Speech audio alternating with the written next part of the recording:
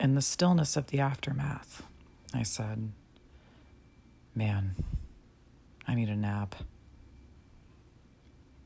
I looked around at the frozen battle, one that nobody involved in knew had just taken a radical turn in the infinity between ticks on the clock. What happens now? John surveyed the landscape and said, "We just gotta get out of the way, right? Time starts back up and the army realizes the zombies are all down, and they'll stop shooting, and then they'll give us all medals." I said, "Amy is still out in the open. If I position myself so that I'm kind of pushing her over, when time starts back up, we'll tumble down into the ditch, right?" "Yeah, I guess so. Try not to break her neck. Go down there and get ready to catch us." John jumped down into the ditch, looking over Falconer, who had been shot multiple times. He certainly looked dead because he wasn't moving, but nobody was moving, so we couldn't know for sure. I walked toward Amy, her frozen arms outstretched toward me like she was trying to ward me off. Something hit me in the chest. Actually, I ran into something. Something hovering in midair. Something small and sharp. A bullet. An inch long and as thick as a pencil, fired from one of the many guns bristling out of the line of green vehicles behind me. There was no mistaking the trajectory. It was heading right for Amy. Specifically, right for Amy's heart. In the frantic fog of zombie combat, some guy who had probably enlisted to help pay for his college education had taken a shot at the waving figure next to the ditch, and the shot was good. It was going to take her right out. John saw me standing there slack-jawed, looking at this frozen projectile, this little copper-jacketed death warrant hanging in the air about 8 feet away from Amy. He looked back and forth between the bullet and the frozen Amy and didn't need me to mutter, headed right for her, though I did it anyway. He said, Okay, let's think this through. What if one of us has to die?" Now, that's not true. Either it tears through her heart, or one of us stands in front of her and lets it tear through ours. Bullshit. It doesn't have to be your heart. You can, turn sideways to it, press your bicep against it, get that big bone in your arm in front of it. A bullet like this, John, this thing is traveling at 0.5 mile per second. They designed them to punch through military-grade helmets and body armor. It'll smash through the bone and rip through your lungs and take out your heart anyway. You don't know that? I do, because Marconi was right. I knew he was right. They still need their freaking sacrifice. Otherwise, this thing won't end. It's a bill that needs to be paid. Somebody has to die. Fine, I'll do it. No, you won't. Dave, if you don't understand the symmetry here, well, just think about it. It has to be me. It's right. It fits. You said yourself that time won't resume until we do what we're supposed to do. If you stand here in front of this thing, you're going to be waiting forever. It won't go off pause until I do it. He said, Fine, then leave it on pause. We'll go do whatever we want. Piss off the top of the Statue of Liberty. Walk across the ocean and screw with frozen tourists in Paris. We got all the time in the world. We'll use it. We'll tour the world, you and me. I shook my head. And leave her here, this thing hovering in front of her heart, knowing things could suddenly snap into action at any second? No, I'd never be able to relax knowing that. We're screwing around somewhere on the other side of the world and suddenly she takes a bullet and she dies here alone? Calling for me? Her last thought to wonder where I am? No. I spent my whole life putting off what I knew I needed to do. No more of that. Well, fuck you then. Yep. Fuck me. Wait, you can leave a note, like a final message to her. I don't have anything to write with. You have the contents of your own body. Smear the note onto the street with your shit. I stared at him. Yes, John. Let's have that be Amy's last memory of me. I mean, once time starts again, all of this is going to be just instantly in front of her. So from her point of view, she stood up. Then in the blink of an eye, suddenly I'm sprawled dead in front of her, and "I love you, babe" spontaneously appears on the pavement, spelled out in smeared human feces. Oh my God, do it. You'll be a legend. He laughed. I laughed. I said to John, "Goodbye, man. Just wait, okay? There's no hurry. There's a whole list of things I need to say first." No, there isn't. There really isn't. Whatever you think you need to say, I already know. Trust me. Just, if you make it out of here, don't... I thought and shook my head. Just don't waste yourself. Do you understand? He nodded, almost imperceptibly. I nodded toward Amy and said, "And take care of her. She takes care of herself if you haven't noticed. I'll see you on the other side." Yeah. I didn't mean it. You got your phone? I got your phone. You want me to call somebody? No. You're gonna get a video of this. Once things start up again, I mean. I had a feeling time was going to whip back up to speed the moment I was in position. Let's do this. I took a deep breath, my last, I figured, and stood about a foot in front of the bullet, its shiny tip aimed right at my sternum. I had been shot before, and it hurt quite a bit, but I had a feeling I was never going to feel this one. I thought this bullet had a serious chance of passing through my breastbone and through the soft tissue behind it, through my spine and out again. But by then the bullet would be badly off course, tumbling through the air, breaking into fragments. It should miss her easily. I steeled myself, trying to make my body harder, as if that would make a difference. I stared down the projectile, waiting for time to resume. I started to get impatient and made a twirling motion with my fingers. Come on, start the clock, damn it. In the last second before time resumed and the bullet exploded forward, I registered an orange blur bouncing along the ground. I turned. Sacrifice. An explosion of noise crashed in on me from every direction. In an instant, the guns were barking and the wind was howling and the stink of smoke was burrowing into my nostrils. The orange blur was right in front of me, kicking and thrashing through the air. And then there was a thud and a yelp, and Molly was bleeding at my feet. Amy was yelling, "Don't shoot!" at the soldiers, finishing her sentence from before the great pause, her words choked off in confusion. In a blink, there I was, standing in the road in front of her. To her eyes, I had teleported there. And there, on the ground in front of me, was Molly. I spun and dove and tackled Amy, pinning her to the ground, sending her glasses askew. The guns thundered behind us, and I craned my head around to see that Tennett's army of infected were, as I thought, simply collapsing dead where they stood, like marionettes whose strings had all simultaneously been cut. Their parasite puppeteers had been burned to ash. Torturous minutes stretched out as we lay there, and the gunfire continued over and around us. The amped-up soldiers getting their money's worth. Bullets skipped off pavement and whistled overhead.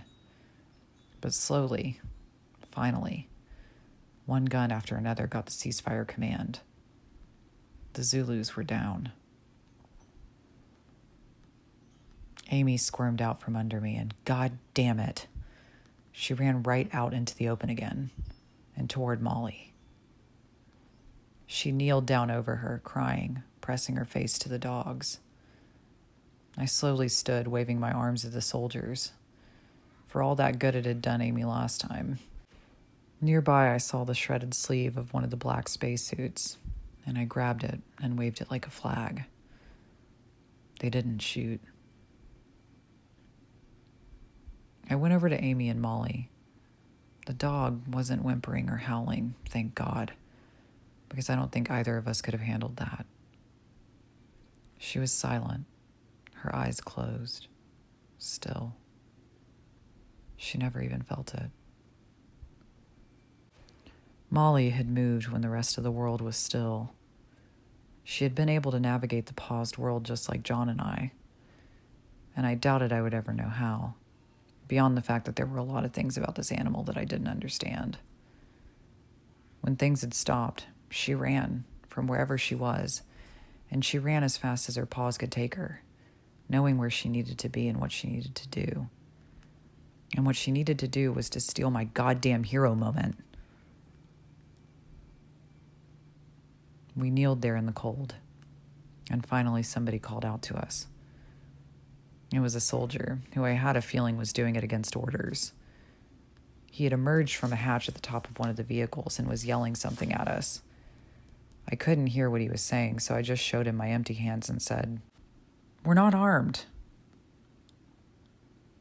If somehow the crying girl at my feet and I still looked like zombies, then John convinced him otherwise, since he was performing the distinctly human and distinctly non-zombie activity of filming everything with a cell phone.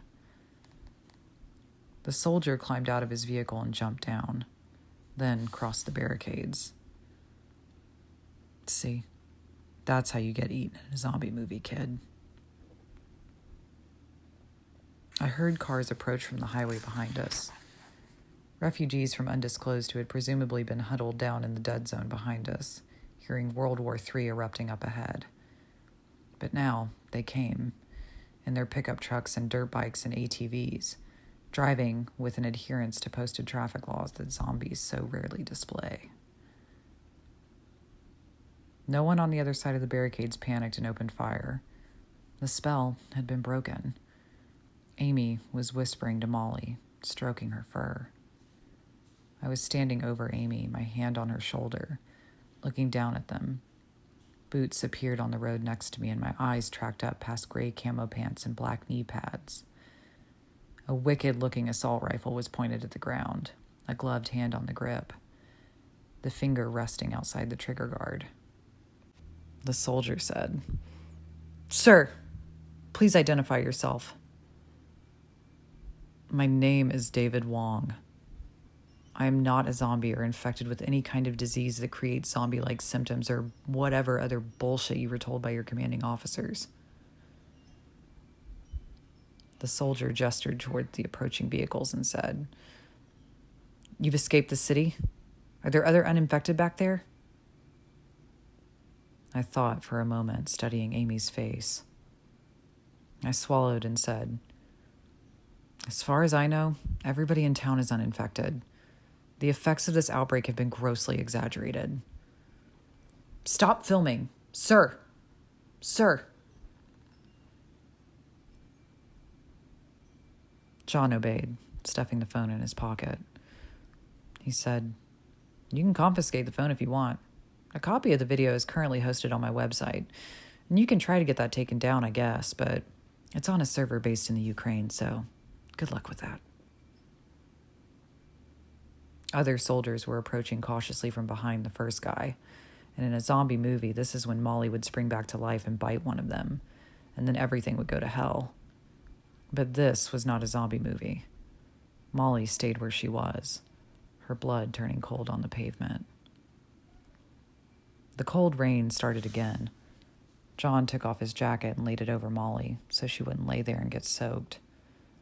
It was for Amy's benefit, I knew. One of the soldiers behind the first guy, a medic apparently said. "Is anyone in need of medical attention?" John said, "No, we're fine." Then a furious voice emerged from the ditch to my left saying, hello? I've got 3 bullet wounds down here and I'm laying in fucking freezing water. Somebody?" We didn't realize at the time that we would have to basically ban ourselves from watching television in the aftermath. The video clip of the small, wet, redheaded girl weeping over her shot dog would be downloaded 18 million times from YouTube alone in the next month. It would air on CNN, Fox News, the BBC, Al Jazeera, all 3 broadcast networks, and everywhere else. Amy couldn't stand to watch it, and for a long time, it was everywhere. If it had been me laying there, nobody would have given a shit. A big, chubby guy in a green prison jumpsuit and a weird reputation. The factions who were still calling for blood afterward, who talked of undetectable infection and for internment, if not extermination of the town, would maybe have still won out. Same if it had been John, or Falconer, or Owen. They could have dug up dirt on us, claimed the corpse was infected, claimed we had killed a dozen orphans just prior to taking the bullet. We'd have just been one more body in the street. But no one could argue against a dog. The loyal dog, sacrificing itself to save its owner, laying there bleeding in the rain. Then add in the tiny girl kneeling over her, the dog's owner that the bullet had been meant for, who couldn't have appeared more harmless if she'd been made of kittens. The image doused the world's bloodlust like a bucket of ice water, a perfect, undeniable symbol for the price the innocent pay for unchecked paranoia. Eulogy. John wrapped up Molly in his jacket, and later in the back seat of the pickup Tennant had driven out to the spot. A crowd was forming, and vehicles were now lined up bumper to bumper down the highway, an echo of the scene from the day of the outbreak. We were heading the other direction, though, back into town. In the distance, the column of smoke from the asylum inferno drifted into the sky. We passed one house where a guy was unloading suitcases from his trunk and glancing around in confusion, like he had just come back from a 2-week vacation and was wondering what the fuck happened while he was gone. We drove to my house, or the charred remnants of my house anyway. Amy was pretty upset at the sight of it, but John pointed out that we had, in fact, burned the place down ourselves. I was exhausted down to my bones, but there was this last piece of business to take care of and no way to put it off. I grabbed the shovel laying in my yard, and John and I took turns digging a grave for Molly, rain pelting our shoulders. The temperature dropped into the 40s, but Amy stood out in it the whole time, watching us, shivering. I laid Molly in the ground, and John volunteered to say the eulogy. This here is Molly. She was a good dog. And when I say good dog, I don't mean it the other way other people mean it, when they're talking about a dog that never shit on the floor or bit their kids. No. I'm talking about a dog that died saving Amy's life. By my rough count, that's 6 times Molly saved one of our lives. How many dogs can say that? Hell, how many people can say that? One time, Dave was in a burning building, and Molly here rescued him by getting behind the wheel of his car and driving through the wall. You know that couldn't have been easy for her. Anyhow, Molly died in the way that all really good things die. Fast and brutal, and for no apparent reason. They say that even though it often appears that God just really, really doesn't give a shit about what happens down here, that's just an illusion, and he really does care after all. And it's all part of his great plan to make it appear that he doesn't care. Though what purpose that serves, I can't possibly imagine. I think God probably just wanted Molly for himself. And I guess I can't blame him. Well, God, here's your dog back, I guess. We hereby commit Molly to doggy heaven, which is probably nicer than regular heaven, if you think about it. Amen. Amy and I said, Amen. And I noticed she was crying again and felt utterly helpless to stop it. She buried her face in my chest and I stroked her tangled, wet mess of red hair. I said, let's find a roof. She said, let's find a bed. We walked away from the ruins of my former house and John said, wait, what if Tennant arranged all of this as some elaborate form of therapy? Epilogue. It was December 22nd, or Christmas Eve, as John so irritatingly called it. I was alone, staring out of the kitchen window of a cheap, mostly empty mobile home supplied by the Federal Emergency Management Agency. There was a single Christmas card on the counter next to me, laying on top of its mutilated envelope. The trailer had come with furniture, but the sofa smelled so bad we had dragged it out into the yard. I think the trailer had previously seen service in New Orleans after the hurricane, and I think it got moldy. In the corner of the living room was our Christmas tree, a 2-foot-tall plastic tree with huge googly eyes and a mechanical mouth. John had found it in a thrift store. It had a voice box on the bottom, and I think originally it was supposed to do a humorous Christmas rap when somebody walked by. When we put batteries in it, the mouth locked in the wide-open position and it uttered a high-pitched electronic scream of garbled feedback until we pried the batteries out again. Under the tree sat John's gift, a wrapped object that was perfectly the shape of a crossbow. I had a feeling it would take me years to piece together the whirlwind of lies that had obscured the incident the news media had finally decided to call the Zulu outbreak. The consensus seemed to be that fewer than 70 people were ever actually infected with the pathogen, which they decided was some kind of rare form of bovine spongiform encephalopathy, caused by the consumption of some kind of mutated protein from contaminated sausages. So, the final death toll according to the final CDC reports, 68 dead from Zulu, 406 dead from the violence resulting from mass hysteria. Plenty of people from in town came forward to dispute those reports, and plenty of other people came forward to dispute those reports. 100 different versions came out, and so the public just defaulted to what the guy in the suits told them. In the end, they didn't need to cover up anything. They just drowned it out in a blizzard of conflicting stories.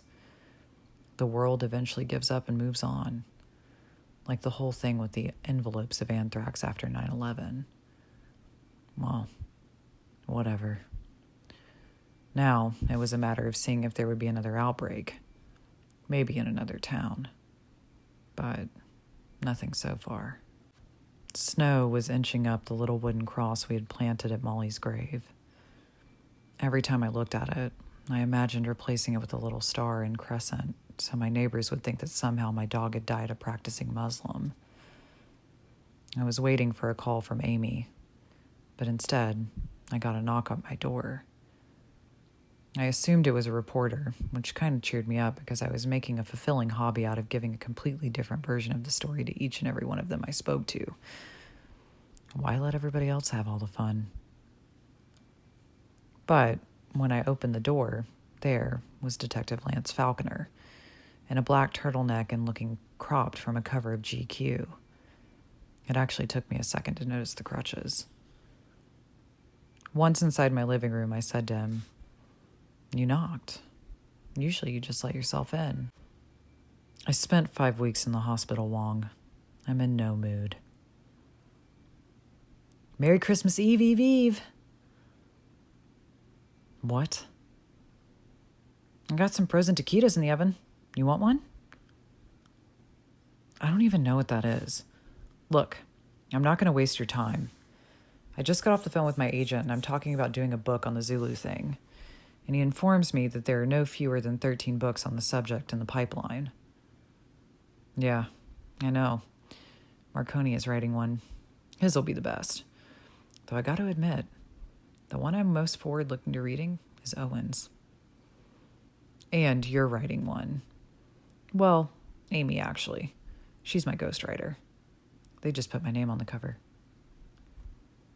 My point is, he said, straining for patience, is that they're fine with multiple books because they're from different angles. But yours and mine are basically the same because we kind of went through it together. Oh, I can see that. And they don't want mine because they already have yours. Oh, right. I mean, you should have moved faster to make a deal. I was in the hospital recovering from getting sprayed with a fucking machine gun. Oh, right. And I don't suppose I can change your mind. I said, Detective, I want you to use your powers of deduction to detect the fact that I'm living in a goddamn FEMA trailer. The video store just opened back up 2 weeks ago. No paycheck that whole time. I go back to work and the first customer I get is Jimmy Dupree returning his copy of Basic Instinct 2. I'm like, you're paying late charges on that. It wasn't in the deposit box when I got here this morning. He didn't like that. I thought there was some sort of victims fund from the government. There is, and maybe one of these days I'll actually get a check in the mail in return for the 8,000 forms I had to fill out. But they're going to sit on it until they see what I write in the book. They want to see how I tell the story, if you understand what I'm saying. And how are you going to tell the story? I'm going to tell the most ridiculous possible version of it I can think of. People are going to close it and be like, what the fuck did I just read? He nodded. I have material that you won't have access to.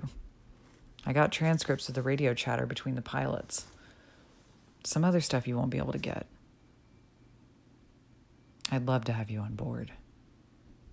I'll cooperate on one condition. You portray the coolest version of me possible. I'm talking total action hero here.